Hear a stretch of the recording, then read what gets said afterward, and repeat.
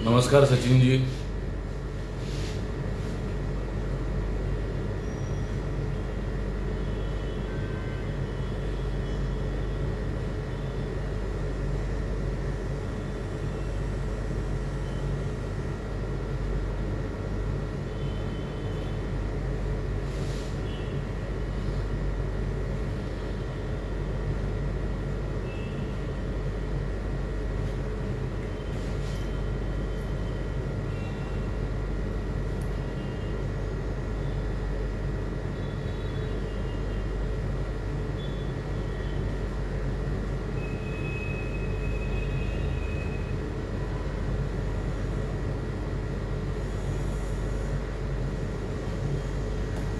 नमस्कार नमस्कार सगळ्यांना.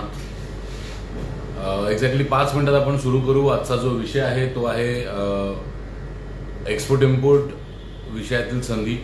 एक्सपोर्ट इम्पोर्टमध्ये काय व्यवसाय करू शकतात, काय व्यवसायाला संधी आहेत.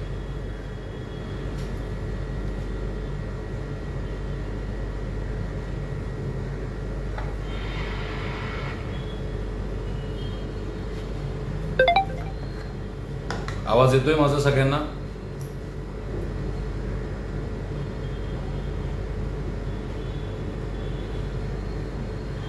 कडलक साहेब, शॉर्ट की स्वीट ते मला माहीत नाही, पण व्यवसाय करण्यासाठी लागणाऱ्या प्रत्येक गोष्टीची माहिती मिळेल एवढं नक्की.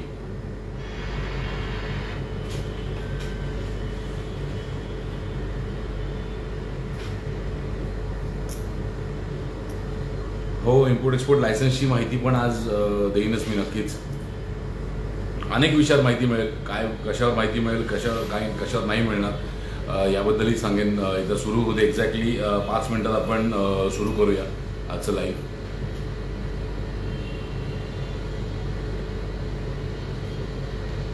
नमस्कार नमस्कार सगळ्यांना.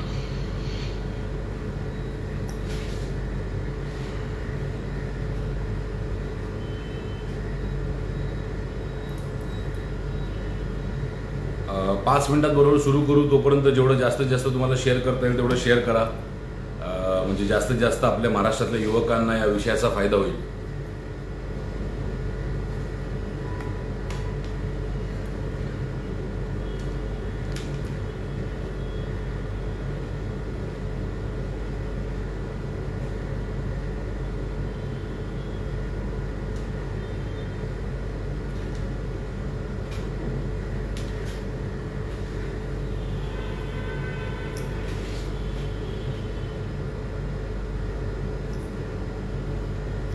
ॲग्रिकल्चर कुठल्या विषयांमध्ये तुम्ही एक्सपोर्ट करू शकता याच्याबद्दल आज माहिती मिळेल. बरोबर 3 मिनिटात आपण सुरू करूया.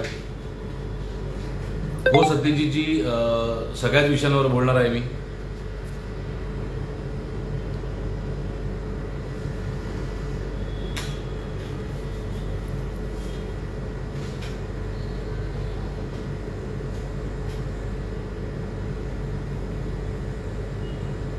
फिरोजी टेक्सटाईल बद्दल पण नक्कीच बोलेन. मला सगळ्यांना फक्त रिक्वेस्ट आहे की तुमचे जे काही प्रश्न असतील ते आपण सेशनच्या शेवटच्या भागात घेऊया. आता बऱ्याच गोष्टी मला तुम्हाला सांगायच्या की काय अपॉर्च्युनिटीज आहेत, कोविडमुळे काय संधी उपलब्ध झाल्यात किंवा कशा संधी उपलब्ध झाल्या, त्या अशा अनेक विषयांवर आज बोलणार आहे.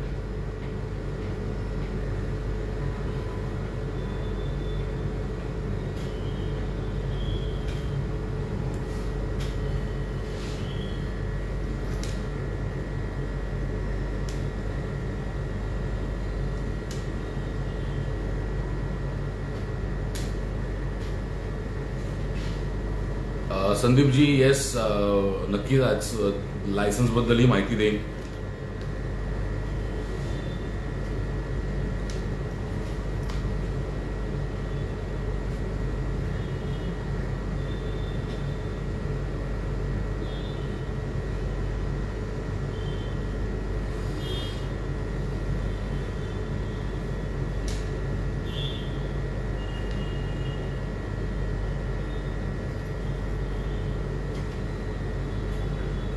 ओके.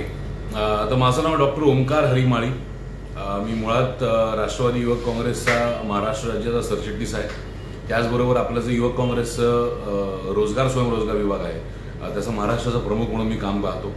आणि त्याचबरोबर युवकांनी किंवा युवतींनी वेगवेगळ्या क्षेत्रात जास्तीत जास्त व्यवसाय करावे यासाठी मी वेगवेगळे कार्यक्रम करत असतो, वेबिनार्स करत असतो. तर त्याच्याबद्दलही तुम्हाला जर माहिती हवी असेल तर ओंकार हरिमाळी या नावाने एक फेसबुक पेज आहे आणि यूट्यूब चॅनल आहे, त्याच्यावर गेला तर तुम्हाला बऱ्यापैकी माहिती मिळेल.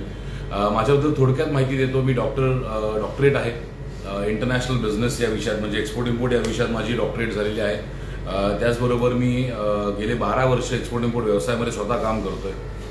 साधारणपणे 32 प्रोडक्ट्स मी एक्सपोर्ट करतो सुमारे 47 देशांमध्ये आणि 62 बायर्स बरोबर काम करतो वेगवेगळ्या देशांमधल्या. अदर दॅन एक्सपोर्ट इम्पोर्ट माझे मल्टिपल बिझनेसेस आहेत. लाईक मेडिकल कोलॅबरेटर म्हणून मी काही देशांमध्ये काम करतो. त्याचबरोबर रेस्टॉरंट बिझनेसमध्ये मी काम करतो. असे अनेक व्यवसायांमध्ये मी काम करतो. पण मूळतः माझा जो व्यवसाय आहे, मूळतः माझा जो विषय आहे तो आहे export import, international management, export import, international business. तर या विषयावर मी मुळात काम करतोय. आत्तापर्यंत महाराष्ट्रभरात साधारणपणे एक 12 ते 13 हजार लोकांना ट्रेन केलं आहे. आणि जर देशभरात विचाराल तर साधारणपणे माझ्या मते 28 ते 30 हजार लोकांना एक्सपोर्ट इम्पोर्ट व्यवसायामध्ये सेमिनार्सद्वारे, वेबिनार्सद्वारे किंवा ट्रेनिंगद्वारे मी आजपर्यंत ट्रेन केलं आहे. तर ही माझी थोडक्यात माहिती झाली. आज आपण जे लाईव्ह आलो आहे ते मेहबूबाई शेख यांच्या पेजवरून. त्याचं कारण असं आहे की 9 सप्टेंबरला रोजगार स्वयंरोजगार विभाग आपण स्थापन केला आणि त्याची धुरा मेहबूबाई शेख यांनी माझ्या हातात दिली. माननीय शरद पवार साहेबांच्या आदेशाने आणि त्यांचं जे विजन आहे, पवार साहेबांचं जे विजन आहे, त्या विजनसाठीच पुढे घेऊन पुढे जाऊन काय काम करता येईल, कसं काम करता येईल याच्यावर आपण पुढेही काम करणार आहोत. दर आठवड्याच्या शनिवारी संध्याकाळी 6:30 वाजता वेगवेगळ्या विषयांवरती आपण चर्चा करणार आहोत. युवकांसाठी काय उपलब्ध संधी आहेत रोजगाराच्या, मग त्यांना भांडवल असेल, भांडवल नसेल किंवा त्यांच्याकडे आयडियाज असतील, आयडियाज नसतील, तर कुठल्याही बाबतीमध्ये आपण मार्गदर्शन करणार आहोत. त्याच्यासाठी आपण एक काय म्हणतात तुमचं यूट्यूबचं चॅनल पण चालू केलं आहे NYC स्वयंरोजगार नावानी. तर त्याची लिंक पण लवकरच मेहबूबाई शेख यांच्या पेजवरती आपण शेअर करू. तर त्या पेजला देखील तुम्ही लाईक आणि सबस्क्राईब करा, जेणेकरून तुम्हाला रोजगार स्वयंरोजगार विषयातील माहिती मिळत राहील आणि वेगवेगळ्या प्रकारचे तुम्हाला व्यवसायातील संधी काय उपलब्ध आहेत याच्याबद्दल माहिती उपलब्ध राहील. तर ही झाली थोडक्यात माहिती माझ्याबद्दल.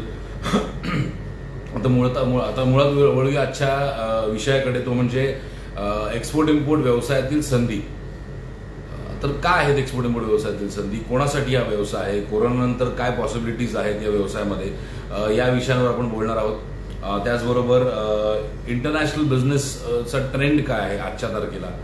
चायना 1 नंबरला आहे, भारत कुठल्या नंबरला आहे, असं बरंच काही होणार आहे. ग्रामीण भागातील युवकांना संधी कशी मिळू शकेल याबद्दलही आजच्या वेबिनारमध्ये मी माहिती देणार आहे. तर सगळ्यात पहिला विषय येतो की आपण जेव्हा एक्सपोर्ट इम्पोर्ट व्यवसायामध्ये काम करतो, एक्सपोर्ट इम्पोर्ट व्यवसायामध्ये काम करत असताना जेव्हा मी सुरू केलं होतं तेव्हा काही प्रश्न मलाही होते की ज्या प्रश्नांमुळे मी स्वतः या व्यवसायात वाढू शकत नव्हतो किंवा व्यवसायामध्ये काम करू शकत नव्हतो. तर त्या अनुषंगाने आपण एक 4 प्रश्न काढलेले आहेत जे माझ्या मते प्रत्येकाला येतात. म्हणजे मी जेव्हा सुरू केलं होतं तेव्हा मलाही आले होते. कदाचित तुम्ही जर काम करू इच्छित असाल, तुम्हाला जर काम करायचं असेल तर ते तुम्हालाही पडतील प्रश्न. तर सगळ्यात पहिला प्रश्न असा येतो की एक्सपोर्ट इम्पोर्ट व्यवसायामध्ये काम करत असताना इंग्लिश किंवा एखादी फॉरेन लँग्वेजची माहिती असणं गरजेचं आहे का. दुसरा प्रश्न येतो की एक्सपोर्ट इम्पोर्ट व्यवसायामध्ये काम करत असताना तुम्हाला डॉक्युमेंटेशन खूप जास्त करावं लागतं का. तिसरा प्रश्न असा येतो की एक्सपोर्ट इम्पोर्ट विषयामध्ये काम करत असताना इन्व्हेस्टमेंट खूप जास्त लागते का. चौथा विषय येतो की एक्सपोर्ट इम्पोर्ट विषयामध्ये काम करत असताना, एक्सपोर्ट इम्पोर्ट व्यवसायामध्ये काम करत असताना पैसे बुडतात का. माझ्या मते हे 4 प्रश्न आहेत की ज्याच्यामुळे आपले जास्तीत जास्त महाराष्ट्रातले युवक या व्यवसायात येत नाहीत. या 4 प्रश्नांची भीती प्रत्येकाच्या मनात आहे. तर मला असं वाटतं की सुरू करण्यापूर्वी या 4 प्रश्नांची उत्तर देणं फार गरजेचं आहे. तरच आपण पुढे जाऊ शकतो. तर सगळ्यात पहिला विषय येतो की एक्सपोर्ट इम्पोर्ट विषयामध्ये काम करत असताना इंग्लिश किंवा एखादी फॉरेन लँग्वेजची माहिती असणं गरजेचं आहे का? तर त्याचं उत्तर अतिशय सोपं आहे की जगातला सगळ्यात मोठा एक्सपोर्ट करणारा देश कुठला? तर तो म्हणजे चायना. मला माहित नाही तो आपल्यापैकी किती लोकांनी चायनाची काय म्हणतात चायनाच्या लोकांची कम्युनिकेशन केलेलं आहे. ते लोक इंग्लिश पण असं बोलतात जसं आपल्याला वाटतं चायनीजमध्येच बोलतात. आणि चायना जो जगातला 1 नंबरचा देश आहे एक्सपोर्ट इम्पोर्ट बिझनेसमध्ये, त्यांची बिझनेस लँग्वेज ही इंग्लिश नसून त्यांची लोकल लँग्वेज आहे ती म्हणजे मॅन्ड्रीन. आणि चायनाच कशाला, अगदी आपल्या नाशिकला गेलात किंवा आपल्या पुण्या साईडला गेलात किंवा आपल्या नागपूरला गेलात तरी तिथे अनेक शेतकरी बांधव किंवा अनेक मॅन्युफॅक्चर असे भेटतील तुम्हाला की जे लोक तुम्हाला एक्सपोर्ट इम्पोर्ट व्यवसायामध्ये करोडोनी पैसे कमवतात असं दिसतील, पण त्यांना इंग्लिशचा ई पण येत नाही. म्हणजेच बॉटम लाईन जर सांगायची झाली तर एक्सपोर्ट इम्पोर्ट बिझनेसमध्ये काम करत असताना तुम्हाला इंग्लिश येणं गरजेचं नाही आहे किंवा एखादी फॉरेन लँग्वेज माहिती असणं गरजेचं नाही आहे. हा, बेसिक इंग्लिशची गरज लागते की hi I am Omkar, I would like to sell this pen to you. I think एवढं इंग्लिश तर आपल्यापैकी प्रत्येक जण बोलतो, आणि बोलता येत नसेल तर आपण पाठांतर करू शकतो. कारण बाकी सगळं जे काय कम्युनिकेशन आहे ते सगळं कम्युनिकेशन मेल्स थ्रू होतं. आणि मेल्स थ्रू कम्युनिकेट करताना एक गुगलचा खूप चांगला टूल आहे ज्याचं नाव आहे गुगल ट्रान्सलेट. ज्याच्यावरनं तुम्ही कुठल्याही भाषेतून म्हणजे इंग्लिशमधनं मल्याळममधनं मराठीमध्ये, मराठीतून अगदी हिब्रू भाषेत पण तुम्ही तुमचा जो काय कंटेंट आहे तो ट्रान्सलेट करू शकता. त्यामुळे भाषेमुळे जर स्वतःला थांबवत असाल किंवा मला बोलता येत नाही, मला इंग्रजी येत नाही, मला चायनीज येत नाही, मला XYZ कुठली भाषा येत नाही, आणि त्याच्यामुळे जर तुम्ही स्वतःला थांबवत असाल या बिझनेसमधनं येण्यापासून, तर मित्रांनो असं करू नका. कारण एक्सपोर्ट इम्पोर्ट बिझनेसमध्ये काम करण्यासाठी भाषा हे अतिशय शेवटी येणारा प्रकार आहे. तर भाषेमुळे एक्सपोर्ट इम्पोर्ट बिझनेसमधलं काम अजिबात थांबत नाही. दुसरा विषय येतो एक्सपोर्ट इम्पोर्ट बिझनेसमध्ये काम करत असताना, किंवा दुसरा प्रश्न येतो एक्सपोर्ट इम्पोर्ट बिझनेसमध्ये काम करत असताना, तो म्हणजे एक्सपोर्ट इम्पोर्ट बिझनेसमध्ये खूप जास्त डॉक्युमेंटेशन लागतात का? आता डॉक्युमेंटेशनची भीती जास्तीत जास्त लोकांच्या मनात आहे, माझ्याही मनात आहे, आपल्यापैकी अनेकांच्या मनात असेल. पण डॉक्युमेंटेशनमुळे खरंच बिझनेस थांबतो का? किंवा डॉक्युमेंटेशनचं खरंच माहिती असणं गरजेचं आहे का? तर सगळ्यात पहिली गोष्ट म्हणजे साधारणपणे 20 ते 25 वर्षापूर्वी जे डॉक्युमेंट्स लागायचे ते खूप जास्त होते. साधारणपणे 25 ते 30 डॉक्युमेंट्स लागायचे. पण आजच्या तारखेचं जर बोलाल तर आज साधारणपणे 7 ते 8 पेक्षा डॉक्युमेंट्स लागत नाहीत. आणि जे काही डॉक्युमेंट्स लागतात they are as good as fill in the blanks. म्हणजे तुम्हाला एकदा कळलं की कुठे काय डॉक्युमेंट्स लिहायचेत, तुम्हाला एकदा कळलं की कुठे काय लिहायचंय, कसे डॉक्युमेंटेशन भरायचे. म्हणजे आपण परीक्षेत जे गाळलेल्या जागा भरा असा प्रश्न असतो आणि त्याच्यावर जे उत्तर देतो, तसंच एक्सपोर्ट इम्पोर्ट बिझनेसचे डॉक्युमेंटेशन असतात. सो एक 5 वेळा 10 वेळा 15 वेळा प्रॅक्टिस केलीत तुम्ही की तुम्हाला डॉक्युमेंटेशन्स प्रॉपरली येऊ शकतात.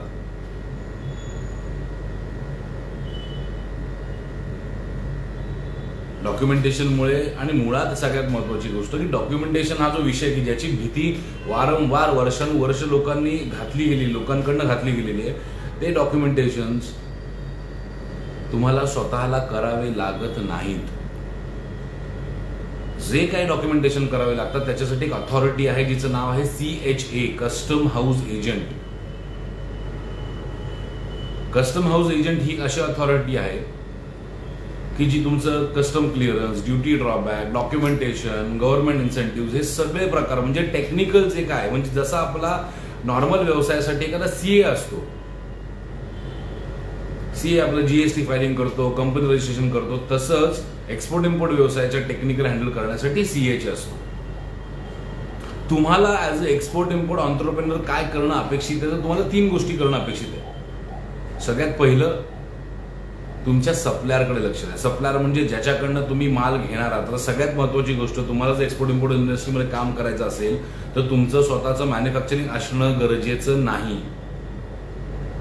तुम्ही दुसऱ्याचा माल घेऊन तिसरीकडे पाठवू शकता. हे जे काम करतात की दुसऱ्याचा माल घेऊन तिसरीकडे पाठवतात त्यांना मर्चंट ट्रेडर म्हणतात. Merchant trader. सो तुम्हाला 3 गोष्टी करणं अपेक्षित आहे. सगळ्यात पहिली गोष्ट तुमच्या सप्लायरकडे लक्ष द्या. दुसरं तुमच्या बायरकडे, म्हणजे जी व्यक्ती तुमच्याकडनं तुमचं प्रोडक्ट विकत घेणार आहे त्या व्यक्तीकडे लक्ष द्या. आणि तिसरं तुमच्या सीएची कडे लक्ष द्या. या 3 गोष्टी जर तुम्ही प्रॉपरली मॅनेज केल्या, त्या 3 गोष्टी जर प्रॉपरली हँडल केल्या तर तुम्हाला एक्सपोर्ट इम्पोर्ट बिझनेसमध्ये वाढण्यापासून कोणीही थांबवू शकत नाही. एक्सपोर्ट इम्पोर्ट व्यवसायामध्ये तुम्हाला शिक्षणच लागेल, मी ग्रामीण भागात राहतो, मी शहरी भागात राहतो, याच्याने काहीही फरक पडत नाही. तुम्ही जिथे असाल, म्हणजे अगदी तुम्ही गोंदियामधल्या एखाद्या छोट्याशा गावात असाल तर तिकडनं तुम्ही लंडनच्या आईल ऑफ मॅनच्या एखाद्या छोट्याशा गावात पण तुमचं प्रोडक्ट पाठवू शकता. तुम्हाला शहरी भागातच राहायला पाहिजे असं काही कंपल्सरी नाहीये, किंवा तुमच्याकडे ऑफिसच असलं पाहिजे असं काही कंपल्सरी नाहीये. तर त्याच्याबद्दल मी सांगतोच. पण डॉक्युमेंटेशनच्या बाबतीत जर विचाराल तर डॉक्युमेंटेशन अगदी तुरळक 7 ते 8 डॉक्युमेंट्स लागतात.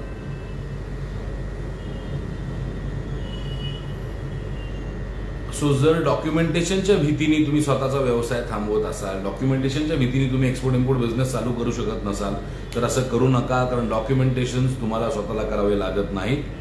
फक्त तुम्हाला माहिती असणं गरजेचं आहे की माझ्या प्रोडक्ट प्रमाणे, माझ्या इंडस्ट्रीप्रमाणे काय डॉक्युमेंटेशन गरजेचे आहेत ते तुम्हाला माहिती असणं गरजेचं आहे.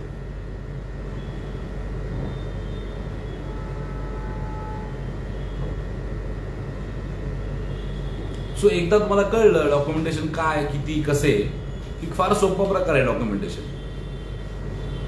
आता तिसरा विषय तो एक्सपोर्ट इम्पोर्ट बिझनेसमध्ये इन्व्हेस्टमेंट खूप जास्त लागते का? तर मुळात एक्सपोर्ट इम्पोर्ट बिझनेसची खासियतच ही आहे की तुमच्या हातात जेवढे पैसे आहेत, तुमच्या हातात जेवढी इन्व्हेस्टमेंट आहे तेवढ्या इन्व्हेस्टमेंटमध्ये तुम्ही काम चालू करू शकता. तेवढ्या इन्व्हेस्टमेंटमध्ये तुम्ही तुमचं एक्सपोर्ट इम्पोर्ट करू शकता. म्हणजे समजा तुमच्याकडे 50,000 ते 1,00,000 इतकी अमाऊंट असेल, इतकं भांडवल असेल तर तुम्ही मर्चंट ट्रेडर म्हणून काम चालू करू शकता. मर्चंट ट्रेडर म्हणजे जसं मी म्हणालो की एक व्यक्तीकडनं माल घ्यायचा मॅन्युफॅक्चरकडनं आणि दुसऱ्याकडे पाठवायचा, ट्रेडिंगचं काम. हे तुमचं 50,000 ते 1,00,000 रुपयाच्या इन्व्हेस्टमेंटमध्ये काम चालू होऊन जातं. समजा तुमच्याकडे अगदी 1,00,000 रुपयापासून 5,00,000 इतकी अमाऊंट असेल तर तुम्ही छोटे प्रोडक्ट इम्पोर्ट करू शकता. आता इम्पोर्टमध्ये पण असं काही कंपल्सरी नाही की मला अख्खेच्या अख्खे कंटेनर्स इम्पोर्ट करावे लागतात. तुम्ही अगदी छोटे तुरळक प्रोडक्ट पण इम्पोर्ट करू शकता.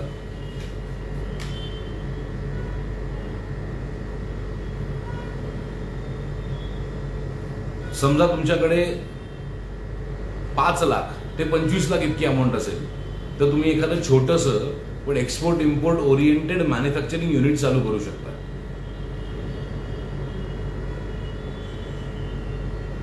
समजा तुमच्याकडे 25,00,000 ते 1 करोड रुपये एवढी अमाऊंट असेल तर तुम्ही मोठे प्रोडक्ट इम्पोर्ट करू शकता. अगदी कंटेनरच्या कंटेनर इम्पोर्ट करू शकता. समजा तुमच्याकडे अगदी 10,000 ते 50,000 एवढंच भांडवल असेल तर तुम्ही एक्सपोर्ट इम्पोर्टचा नवीन फॉर्मॅट जो आहे, ज्याला म्हणतात डिजिटल एक्सपोर्ट इम्पोर्ट, म्हणजेच ई कॉमर्स, म्हणजे Amazon.com, eBay.com, Alibaba.com, ही .coms बनतोय, .ins बनत नाही. आंतरराष्ट्रीय बाजारात असणारे जे ई कॉमर्स वेबसाईट्स आहेत त्या वेबसाईट्सवर तुम्ही तुमचा प्रोडक्ट एक्सपोर्ट करू शकता किंवा पाठवू शकता किंवा त्या प्रोडक्टवरती विकू शकता, त्या प्लॅटफॉर्मवरती विकू शकता.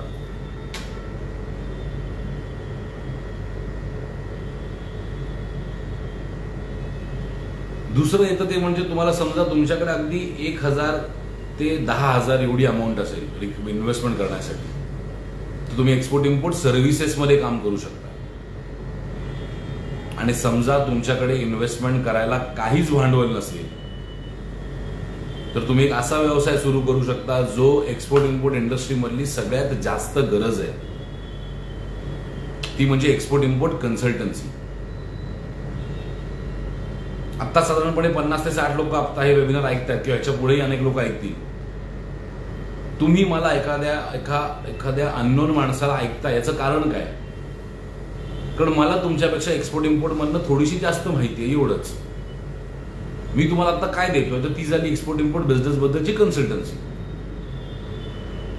सो तुमच्या हातात जर भांडवल नसेल, तुमच्या हातात जर इन्व्हेस्टमेंटला पैसे नसतील, तरीही तुम्ही एक्सपोर्ट इम्पोर्ट बिझनेसमध्ये काम करू शकता.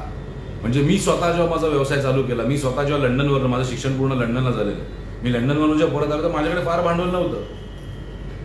मी काय केलं तर मी नाशिकमध्ये गेलो, नाशिकमधल्या काही शेतकऱ्यांना गाठलं. मला जे माहिती होतं शेतकरी की जे लोक, आता अनेक आपल्याकडे असे शेतकरी आहेत की आपण जे लोक स्वतःचा माल पिकवतात, ज्यांना माहिती आहे की माझा माल दुसरा कोणतरी व्यक्ती घेऊन एक्सपोर्ट करतोय पण मी करू शकत नाही का, कारण मला माहिती नाही. मी अशा शेतकऱ्यांना गाठलं. मी त्यांना जाऊन सांगितलं की तुमचा माल मी एक्सपोर्ट करून देतो, तुमच्या नावावरच एक्सपोर्ट होईल, पैसे तुमच्या नावावर येतील, बायर मी शोधून आणतो, फक्त तुमचा जो काय माल एक्सपोर्ट होईल त्याच्यावर मी काही पर्सेंटेज घेईन प्रॉफिटमध्ये.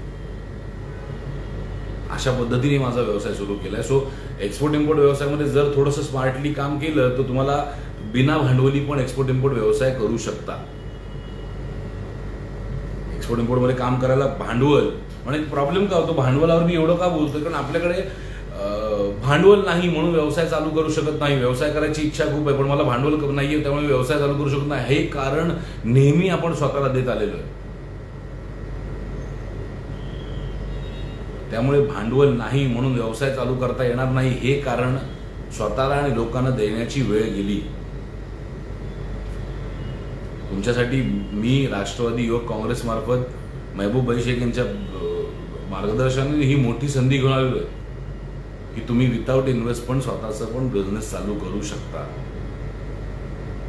त्यातल्या त्यात तुम्ही जर शेतकरी असाल तर तुम्हाला तर सगळ्यात जास्त बेनिफिट आहे.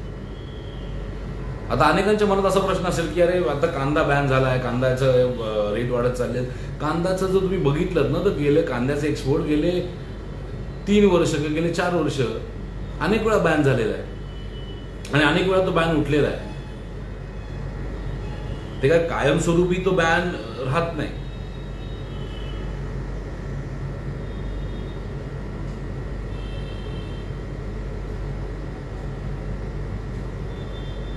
सो बेसिकली सांगण्याचं तात्पर्य एवढं असंच आहे की इन्व्हेस्टमेंटमुळे जर तुम्ही स्वतःला थांबवत असाल, इन्व्हेस्टमेंटमुळे जर तुम्ही स्वतःचा व्यवसाय सुरू करू शकत नसाल तर आता ती वेळ निघून गेलेली आहे. इन्व्हेस्टमेंट नसेल तरी तुम्ही तुमचा व्यवसाय सुरू करू शकता. हातात जेवढं भांडवल आहे तेवढ्या भांडवलावर तुम्ही एक्सपोर्ट इम्पोर्टचा व्यवसाय सुरू करू शकता.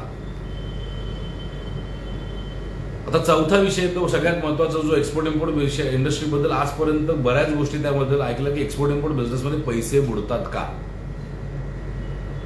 तर हो, एक्सपोर्ट इम्पोर्ट इंडस्ट्रीमध्ये पैसे बुडतात. जर तुम्ही एक्सपोर्ट इम्पोर्ट बिझनेस प्रॉपर सिस्टमनी नाही केला तर एक्सपोर्ट इम्पोर्ट बिझनेसमध्ये पैसे बुडतात म्हणजे बुडतात. तर प्रॉपर सिस्टीम म्हणजे काय, आपल्याकडे काय होतं की आपला कोणतरी काका, मामा, भाऊ, बायकोचा भाऊ दुबईला जातात. दुबईला जाऊन तिकडच्या मार्केटमध्ये बघतात इकडे ना नाशिकचे कांदे भरपूर विकले जातात, इकडे आपल्या पुण्याकडचे टोमॅटो चांगले जातात किंवा पोमोग्रेनेट चांगले विकले जातात, डाळिंब चांगले विकले जातात, शेवगाची शेंग चांगली विकली जाते. आणि तिकडनं फोन करतात की अरे इकडे या प्रोडक्टची रिक्वायरमेंट आहे, काम कर 4 कंटेनर पाठवून दे, मी इकडे विकतो. आपण जिथे कुठे असू तिकडनं पोहोचतो नाशिकला, नाशिकचा कांदा घेतो आणि पाठवून देतो. तुम्ही जो कांदा समजला, तुम्ही जो कांदा पाठवला तो तुमच्या समजेप्रमाणे, समजा तुम्ही पाठवलात 25 mm प्लस जुनं नवीन क्रॉप जूट बॅग मध्ये पॅक केलेला आणि तिकडच्या माणसाने त्याच्या स्वतःच्या समजेप्रमाणे जो माल त्याला अपेक्षित होता तो होता 55 mm प्लस जुनं क्रॉप ग्रीन मॅश बॅग मध्ये पॅक केलेला. तिकडे गेल्यानंतर कंटेनर ओपन केल्यानंतर तो माणूस बोलतो अरे हा कांदा इथे विकता नाही येणार, याचे काही मला तुला पैसे पाठवता येणार नाही. आता तुम्ही मुंबई, ठाणे, पुणे, नंदुरबार, नाशिक, नागपूर अशा कुठेतरी ठिकाणी असाल, ती व्यक्ती दुबईमध्ये, तर तुम्ही महाराष्ट्रातून दुबईला जाऊन तर बघू शकत नाही की तो माल त्यांनी फेकला, विकला की स्वतः खाल्ला. आणि अशा याच्यात पैसे बुडतात. आणि म्हणून वारंवार आपण लोकांकडून ऐकतो की अरे नाही पैसे बुडाले. तर आयडियल वे काय आहे एक्सपोर्ट इम्पोर्ट करण्याची, आयडियल वे काय, तर सगळ्यात पहिले समोरचा बायर तुमचा सख्खा भाऊ जरी असेल तरी त्याला सांगा की बाबा तुला जी रिक्वायरमेंट आहे ती रिक्वायरमेंट आम्हाला मेलवरती पाठव. ऑफिशियल मेलवरनं ऑफिशियल मेलवरती नो मेसेज नो व्हॉट्सॲप. याचे 2 फायदे आहेत. ही सगळ्यात पहिली गोष्ट की ऍक्च्युअल विकत त्यांनी तुम्हाला मेल पाठवला त्या मेलमध्ये सगळे स्पेसिफिकेशन सगळ्या रिक्वायरमेंट दिलेले असतात. तो मेल तुम्ही तसाच्या तसा घेऊन तुमचा जो सप्लायर त्याला पाठवू शकता. म्हणजे ऍक्च्युअल विकणाऱ्यामध्ये आणि ऍक्च्युअल विकत घेणाऱ्यामध्ये काहीही कम्युनिकेशन गॅप नाही. आणि दुसरी गोष्ट, समजा कर्मधर्म संयोगाने समोरच्या व्यक्तीने पैसे देण्यास नकार दिला, समोरच्या व्यक्तीने पैसे देण्यास अळमटळम केली, तर तुम्ही ECGC नावाची गव्हर्नमेंट बॉडी आहे त्याच्याकडे अप्रोच करू शकता आणि त्यांना अप्रोच करून तुम्ही तुमची जी काय कथांना काय तो सांगू शकता, जे काय तुमची जे काय प्रॅक्टिकली झाले ते सांगू शकता. आणि ते सांगितल्यानंतर ती भारताची जी बॉडी आहे, ती इंडियन गव्हर्नमेंटची बॉडी जी आहे, ती भारत सरकारच्या बिहाफमध्ये तिकडच्या त्या बायरला कॉन्टॅक्ट करते आणि बायरला कॉन्टॅक्ट करून त्याला विचारते, बाबा असा असा व्यवहार आहे, तुम्ही पैसे दिलेत का, पैसे नाही दिलेत का, नक्की काय, त्याच्याकडे तर समजून घेत. त्यांनी त्यांना उत्तर दिलं तर ठीक, नाही तर तिकडच्या इंडियन एम्बेसी, तुम्हाला माहिती असेल प्रत्येक देशामध्ये एक इंडियन एम्बेसी असते, तिकडच्या इंडियन एम्बेसीला कॉन्टॅक्ट करते. इंडियन एम्बेसीला कॉन्टॅक्ट करून सांगते, बाबा अमुक अमुक बायर आहे, हा आपल्याला रिस्पॉन्ड करत नाही, त्याला सगळ्यात पहिले भारतामध्ये एक्सपोर्ट करण्या इम्पोर्ट करण्यापासून याला बॅन करा. दुसरं सगळं चेक करते. सगळं चेक करते म्हणजे काय करते की तुम्ही प्रॉपर सिस्टमनी माल पाठवला की नाही, त्यांनी जी रिक्वायरमेंट पाठवली होती त्या रिक्वायरमेंट प्रमाणे त्यांनी तुम्ही माल पाठवला की नाही, पैसे तुमच्या अकाउंटला व्हाईटमध्ये आलेत का ब्लॅकमध्ये आलेत. कारण एक्सपोर्ट इम्पोर्टमध्ये तो एक मोठा प्रकार चालतो, तो म्हणजे हवालामध्ये पैसे. तर हवालामध्ये पैसे जर कोणी ऑफर केली तर घेऊ नका. आणि हे सगळं स्क्रुटिनी केल्यानंतर, हे सगळं चेक केल्यानंतर भारत सरकार, जर तुम्ही एकदा लक्षात आलं की तुम्ही प्रॉपरली तुमच्या पद्धतीने एक्सपोर्ट केलेला आहे, तुमची काहीच चुकी नाही, तर तुमचा जो एक्सपोर्ट आहे त्याच्या 80% पेमेंट भारत सरकारकडनं तुम्हाला मिळतं. सो एक्सपोर्ट इम्पोर्ट बिझनेसमध्ये पैसे बुडण्याची शक्यता अजिबात नाही. आणि सगळ्यात महत्वाचं म्हणजे असे अनेक लोक आहेत, म्हणजे माझ्याबरोबर काम करणारे अगदी नवीन नवीन युवक आहेत की ज्यांनी अतिशय काय म्हणतात ऍडव्हान्समध्ये काम केलेलं आहे, 80% ऍडव्हान्स घेऊन काम केलेलं आहे. केरला साईडला गेलात किंवा साऊथ इंडिया साईडला गेलात तर लोक 100% ऍडव्हान्सवर काम करतात. सो जर ते करू शकतात 100% ऍडव्हान्सवर काम, तुम्ही पण करू शकता. सो 100% ऍडव्हान्सवर एक्सपोर्ट इम्पोर्ट बिझनेसमध्ये काम करणं शक्य आहे. सो जर सांगण्याचं तात्पर्य काय की जर पैसे बुडतील या भीतीने या व्यवसायात काम करू शकत नसेल तर सगळ्यात सेक्युअर्ड बिझनेस आहे. लोकली कुठलाच असा बिझनेस नाहीये की ज्या बिझनेसमध्ये भारत सरकार तुम्हाला सांगते की तुझे पैसे बुडले तर आम्ही देऊ म्हणून. इथे एक्सपोर्ट इम्पोर्ट मध्ये का देतात, हे मुळात आत्ताच्या गव्हर्नमेंटनी नाही, आधीच्या गव्हर्नमेंटनी आपल्या काय म्हणतो युपीए गव्हर्नमेंट जेव्हा होतं ते युपीए गव्हर्नमेंटच्या वेळेसपासून चालत आलेलं आहे. फक्त प्रॉब्लेम असा आहे की आपल्यापर्यंत आजपर्यंत पोहोचलं नाही ही गोष्ट. आणि न पोचवून देण्यामध्ये पण मोठं कारण आहे ते म्हणजे जास्तीत जास्त मराठी युवकांनी, महाराष्ट्रातल्या युवकांनी या व्यवसायात येऊ नये, हा एकमेव याच्या मागचा धागा आहे. म्हणजे मी जेव्हा सुरुवात केली तेव्हा अनेक लोक मला भेटायचे. मला एक व्यक्ती भेटले होते, एक्सपोर्ट इम्पोर्ट मध्येच होते म्हणून त्यांना भेटायला गेलो. त्यांना सांगितलं मला एक्सपोर्ट इम्पोर्ट मध्ये असं करायचंय, तसं करायचंय, हे करायचंय, ते करायचं. त्यांनी सगळं ऐकून घेतलं. मला अजूनही ती व्यक्ती माझ्या डोळ्यासमोर आहे. हातात रोलेक्सचं घड्याळ, मार्को पोलोचा चष्मा, मोबाईलचा पेन, वेल ड्रेस्ड माणूस होता. सगळं ऐकून घेतलं आणि मला शेवटी सांगितलं बेटा इस बिजनेस में मत आओ. म्हणतो क्यों अंकल, इस बिजनेस में 10-20 रुपये का मार्जिन नहीं है. माझं डोकं फिरलं. मी म्हटलं अंकल अगर 10-20 रुपये के मार्जिन से अगर मैं रोलेक्स का घड़ी खरीद सकता तो मुझे इस धंधे में आना है. आणि मी जेव्हा माहिती घेतली की ही व्यक्ती असं का बोलली असेल तेव्हा लक्षात आलं की या काही कम्युनिटीची, काही ठराविक कम्युनिटीची, ठराविक राज्यांची मोनोपॉली आहे आणि त्यांची इच्छा नसते की आपल्या महाराष्ट्रातल्या युवकांनी किंवा नवीन तरुणांनी या व्यवसायामध्ये यावं. आणि तिथे हे चक्कर चालू होतं की अरे ना एक्सपोर्ट इम्पोर्टमध्ये पैसे बुडतात. तुम्हाला जर कोणी सांगितलं ना की एक्सपोर्ट इम्पोर्टमध्ये पैसे बुडले तर त्याला विचारा की तू कसं पाठवलं. हा प्रॉपर प्रोसेस फॉलो करून नाही पाठवलं, प्रॉपर प्रोडक्ट नॉलेज नाही, प्रॉपर मार्केट रिसर्च नाही, प्रॉपर बायर बरोबर कम्युनिकेशन नाही, त्याच्यावर अग्रीमेंट्स नाही, पेमेंट टर्म्स काही डिसाईड नाही केले, आणि असं करून जर मला पाठवला तर तो बुडणारच पैसे.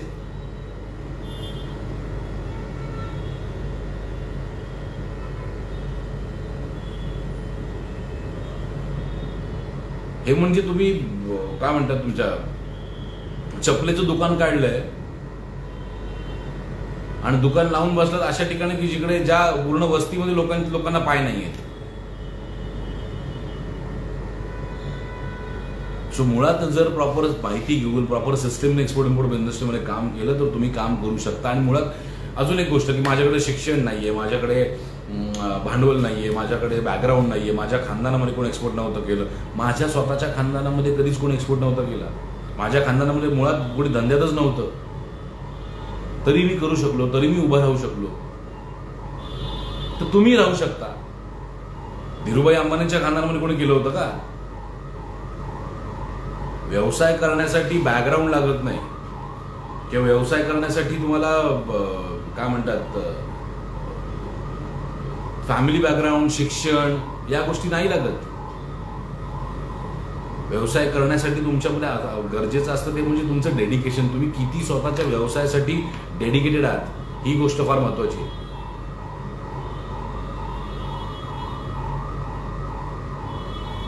सो अनेक गोष्टी तुमच्या समोर येतील, अनेक गोष्टी तुम्हाला लोक सांगतील, पण जर कधी असं वाटलं की मला एक्सपोर्ट इम्पोर्ट व्यवसायामध्ये काम करायचं असे आहे आणि मला करता येत नाही का, कारण सांगणारे लोक नाहीये, तर त्याच्यासाठी मी आहे. राष्ट्रवादी युवक काँग्रेसने किंवा राष्ट्रवादी युवक काँग्रेस रोजगार स्वयंरोजगार हा वसा घेतलाय की पुढच्या 9 सप्टेंबरपर्यंत कमीत कमी 10,000 नवीन महाराष्ट्रात युवक घडू जे स्वतःचा व्यवसाय सुरू करतील.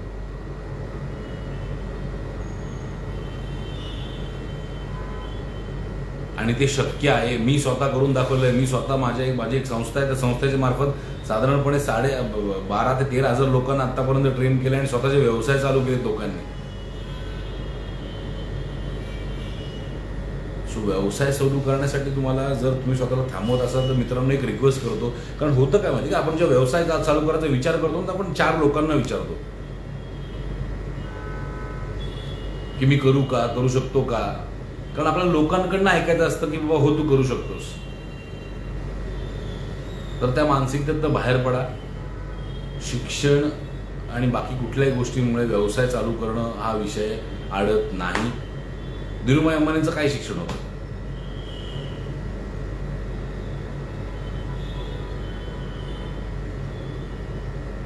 जेफ बेझोसचं काय शिक्षण होतं? शिक्षण, बॅकग्राऊंड, फॅमिली बॅकग्राऊंड याचा आणि व्यवसायाचा काहीही संबंध नाहीये.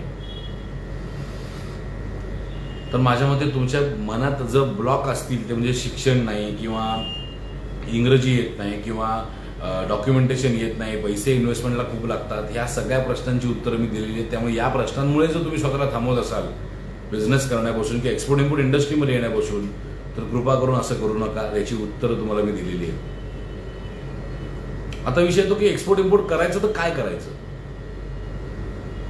काय करू शकतो मी एक्सपोर्ट, काय करू शकते मी एक्सपोर्ट.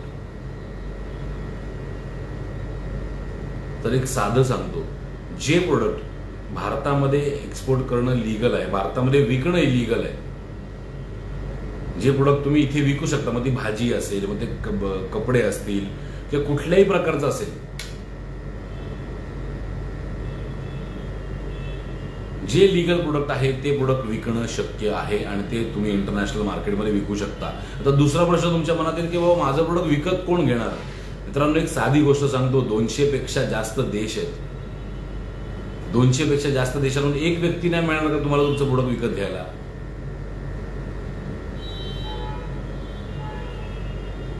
शंभर नाही 200% मिळू शकेल,